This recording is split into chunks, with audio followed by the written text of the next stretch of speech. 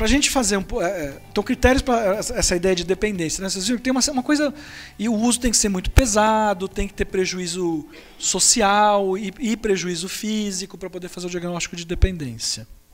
E aí tinha um diagnóstico que não precisava ter todos esses critérios, mas que você falava que a pessoa tinha prejuízo com o uso da droga e também no caso da dependência tenta parar e não consegue. Aí esse componente de tentar parar e não conseguir, né? Mas sem ter necessariamente abstinência e tolerância, aí configurava o conceito de abuso. Mas, na verdade, quando eu explico para vocês, não soa como uma coisa difícil de entender o que ele está falando? É porque é difícil mesmo de definir. Eles acabaram, os próprios estudos acabaram mostrando que é muito mais interessante você olhar todo mundo que faz uso problemático de uma droga mais ou menos junto e chamar de transtorno do uso de cocaína, transtorno do uso de heroína, transtorno do uso de tabaco, do que fazer essa distinção entre abuso e dependência. Até porque alguém pode estar no momento de dependência, depois vai para abuso, depois volta, né? Eu acho só para um parênteses, historicamente isso foi importante para definir... Eu ia chegar lá. Okay, mas por quê?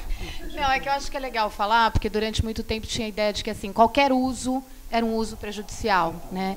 Então, o uso, abuso e dependência, ele conseguiu ir separando, dividindo aí ao longo, né, dos estudos e tudo mais, os diferentes padrões de uso. Então, não daria para falar que o uso é igual ao abuso, que já traz problemas para a vida da pessoa, que ela já começa a ter uma série de comprometimentos com a dependência. Né, e dentro desse paradigma que a gente trouxe, né, que a gente mostrou de guerra às drogas e tudo mais, isso foi bastante importante também, né, para não ficar, olha, o uso de droga, o uso, e que é uma coisa para a gente pensar também nos abrigos, né, de que uso a gente está falando, como é esse uso no dia a dia, enfim, mas deixa eu voltar para isso. Beleza, eu vou aproveitar o que você está falando e vou voltar para a pergunta do grupo 1, que fala assim, como assim alcoolismo não é doença? Né? Acho que mais ou menos a ideia era essa, se eu entendi direito. Né? Veja bem, quando eu digo que a gente tem que questionar essa ideia da doença, é porque assim, não é a mesma coisa que você diagnosticar uma tuberculose, vocês concordam comigo? Você vai lá, o cara cospe numa parada, você leva para o laboratório e diagnostica a presença da Mycobacterium ali. Então, assim, não tem dúvida que nós estamos falando de uma afecção física, de uma doença física. Quando o Magnus Rus, que era um sueco do século XIX, começou a dizer, olha, o dipsomaníaco não é um vagabundo, ele é um doente. E nós vamos chamar isso de alcoolismo. Dipsomaníaco era o termo que eles usavam para o cara que bebia demais, era o bebum. Aí cada lugar tem um nome, né? Lá no Ceará chama de papudinho. Aqui é o pingaiado, né? O pessoal, os pingaiados, pelo menos lá em Campinas é pingaiado que fala. Então, assim, é uma categoria social, não é uma categoria de saúde. Então, quando o Magnus Rus fez essa distinção, puxou para esse lado, era um avanço, mas era uma medicalização também. Ele estava falando, esse problema que vocês estão dizendo que é um problema só social, ele é um problema médico. E, de certa forma, fazer isso é uma coisa interessante.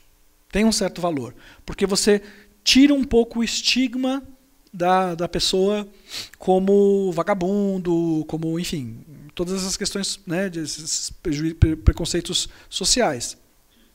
E leva para a esfera da saúde. O efeito colateral da gente fazer isso é achar que é só o médico que resolve, que é só uma questão médica. E se fosse só uma questão médica, por exemplo, o AA não funcionaria, porque o AA, apesar dele usar o paradigma da doença de dizer eu tenho uma doença incurável e a minha cura é não beber, o tratamento deles não é médico. É um tratamento essencialmente social. O NA também. É controle social de pares. Né? O que é muito interessante. É muito interessante. Mas não funciona para todo mundo. Não funciona. Esse modelo, essa metáfora, quando funciona é uma maravilha. Tal. Ou não, né? Mas, às vezes o pessoal fica um pouco chato. Mas enfim, para a vida do cara, com certeza, ou da cara, com certeza foi uma coisa positiva.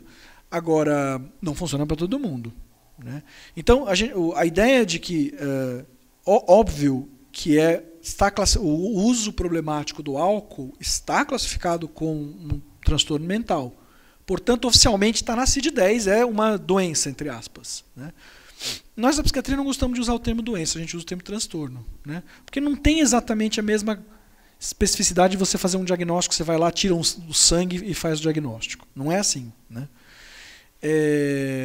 O ponto é o seguinte, não é dizer que não é doença, mas é a gente criticar até que ponto a gente olhar só como doença vai dar conta de resolver o problema. Essa que é a ideia, mais ou menos. Não, eu acho que tem duas coisas que eu queria colocar. Acho que a última ou penúltima Addiction, que é uma revista, enfim, super conceituada aí nesse campo e tal, tem um debate exatamente sobre isso, né? Alguns pesquisadores da área médica desconstruindo a ideia de doença, que foi sendo construída ao longo do tempo, e outros falando, não, é doença sim. Então, só para dizer que esse campo não é um campo ainda resolvido. A questão não está resolvida. A gente está trazendo uma determinada perspectiva e tudo mais.